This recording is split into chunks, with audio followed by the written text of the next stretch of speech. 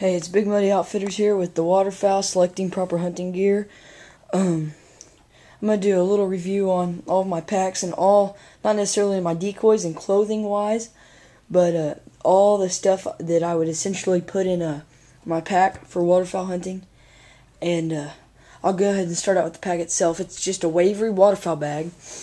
It's so you can open it up, and it's got the little zip thing where you keep your, I like to keep my calls and my maps and stuff in there, and open it up. It's got a little waterproof pouch to put your phone or talkies like I got right there, or whatever you need, and a big storage section. Then it's got a front pocket. You can store gloves, whatever, with 3 bullet holders, and 2 nice decent sized side pockets with a good strap you can carry it with, and a handlebar to carry it with. I got this, I don't know how much it actually is. I got this at a Ducks Unlimited banquet, and so it was free. Well, it wasn't free. I won it with a raffle. I've used it for 2 years now, and I really like it. So now we'll get to my main gear that you can put everything in. Okay, first we'll start off. Every hunting, not just waterfowl hunting, I like to have 2 walkie-talkies. It doesn't matter. Even if you're hunting together, you never know if you're going to get separated or something. You need to have the walkie-talkies. It's a X-Talk Midland. Sorry if that's a little blurry right there. Walkie-talkie, and these are very, very good walkie-talkies. I just got these this spring, so I haven't got to hunt with them yet. But I like to use them. I mean, you don't have to have them. Like I said, this is just stuff that I use and I recommend. But I like to use these for buddies. Like, say if you need to go jump ducks or find cripples or something, you can use these instead of calling them on your phone, because in a lot of places you don't get phone reception. If that tells you anything, there's a little view of them right there. And next I'm going to do here's a map right here of Crab Orchard National Wildlife Refuge with Devil Kitchen and Little Grassy Lake. This isn't the only place I hunt by far, but this is just a little map showing you. I like to have all the maps of the place I hunt, no matter if I have to print them out from Bing, or if I have to go to my local refuge place and get them, or wherever. I love to have maps, like the maps. Sorry about that. Like as you can see, the Crab Orchard Lake and the dark blue is the places I can't hunt. But see, I like to get one every year, because you never know if, say, the grassy bay right there could turn to the blue. So you never know if that could turn to a refuge. You could have that much to hunt. Or, you know, say a section right here needs to be taken off in blue. Then it shows you all the roads, the boat ramps you can take. And I just like it. You always have a nice little map key. Even if you have to print it off from Bing, you can get the map key or ask the local game warden or something. I'll go into my thermos. I always like to have a good thermos. This one's a heavy-duty one, and real heavy-duty. It's big. I don't know how many gallons it contains. It's Bass Pro Shop with the protracting handle right there. See, it goes in so you can hang it or snap it back in. It's got a built-in cup, but I don't like to use the cups, so I carry a coffee cup with me. I'll do that one next. You don't have to carry one. I mean, only for people who drink coffee or hot chocolate or whatever you want to put in it. But I like to drink coffee. It helps me stay warm. It gives me something to do waiting for the ducks. And there's that. I'll go ahead and do my coffee cup. I mean, you don't have to have an Illinois coffee cup, obviously. That's just what I've used for 4 seasons now, and I just use it. It's nice stainless steel. And I don't know, I just drank out of it, but I like to have a coffee cup. That's just me. You don't have to have one. For sunny days, I like to have a good pair of sunglasses in case you need to shoot into the sun or so forth, you know. Just like to have a good pair of sunglasses, I guess. I mean, you don't have to have them either. You don't have to have none of this stuff. It's just what I recommend.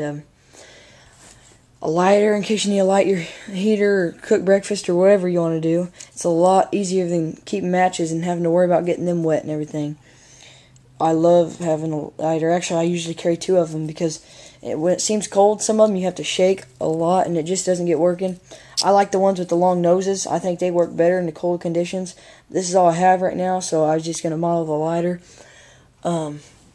So shell-wise, I'll start with the 20 gauge first. I hardly ever use 20 gauge. I mean, I use 20 gauge sometimes, but when I do, I like to use the Nitro Max Remington shots, 3-inch. 20 gauge. I've killed a lot of ducks with these, and I really like them. They can kill geese. They just don't have as much as a takedown power as a 3.5 does for geese. You know what I mean? But there's them. Next, the Kent 3.5 inch fast steel, precision steel, whatever. 3.5 inch, 1 9/16 ounce 2-shot. I use 3-inch too, but my gun shoots both 3 and 3.5 inch, and 3.5 inch is all I had left. These are really reliable bullets. This is pretty much all I use. I love these. I'll use Winchesters every now and then, but they're cheap bullet. They're not like Black Clouds, although Black Clouds inside of them, it's just amazing. I just can't afford to buy them every hunt, you know. So it's them. I always like to have 2 flashlights. This is just a regular Craftsman flashlight. It's coming off of the battery.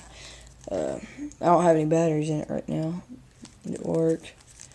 It's fairly big. It fits in my all of this fits in my pack besides my thermos. I can strap it onto the side. Then I just have this old Fulton military flashlight that I inherited from my dad or my grandpa, one or the other. I don't know anymore. Turn that on right there. It's not loaded with batteries or whatever. It has a nice clip. I can clip it to the side of my boat or wherever I need to. And another thing, if you have a let me unlock my phone. If you have an Android or a Droid or any kind of other smartphone device, you can install a flashlight on it. Let me find out where this thing's at. Here it is. And it's an LED flashlight, and it is like super bright. Just you press that button and turn over to the side. See how bright that is? Yeah, it shines up against my wall. You can see it right there shining. And I use that. I guess I'm going to use that this year. It's just a app I have on my Android. I thought was pretty cool. A Columbia knife has all the good, utensils on it. A saw, scissors, knife, you know, all the regular stuff, drill bit. Highly recommend one of these multi-tool knives. They're really good. It's really worth it to have one. Good and strong. I'll move on to gloves though. I like to have a good pair of waterproof gloves. That way when I'm picking up decoys or putting out decoys, you know, my hands aren't getting wet and cold. I'm not really the type to wear gloves when I'm shooting, but when I'm waiting or in the morning before sun comes up or putting out decoys or whatever, you know, I like to have a good pair of gloves. I got these at I think I got these at Bass Pro Shop. No, I got these at Cabela's. Yeah, Cabela's. And Realtree camo pattern on them. I guess it doesn't really matter, but I really like these gloves. They're cheap and just they've worked for me for 2 years now, and I really like them.